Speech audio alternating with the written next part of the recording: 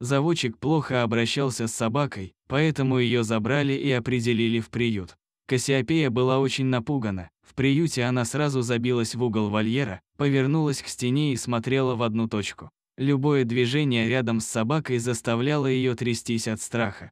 Волонтеры прикладывали много усилий, чтобы изменить ситуацию, но Кассиопея продолжала бояться и совсем не шла на контакт. Помочь напуганной собачке смогло другое животное. Даже после почти 2 месяцев пребывания в приюте, Кассиопея не смогла адаптироваться, она продолжала бояться, была нелюдима.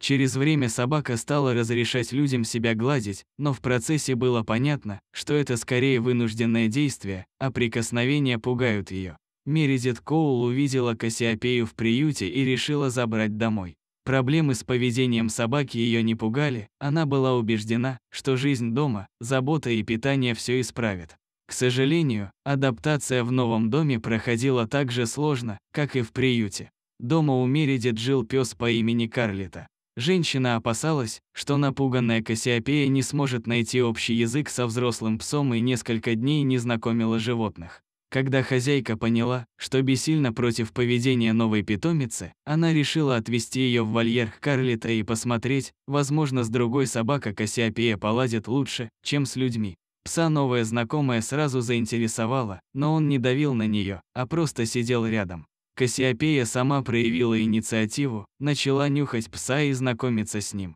Вскоре она перестала дрожать, а через пару часов весело играла с Карлита. 2 недели общения с Карлита изменили Кассиопею. Собака перестала бояться людей, стала спокойной и игривой. Животные, как и люди, могут испытывать боль не только на физическом, но и на эмоциональном уровне. Порой для решения таких проблем требуется много времени.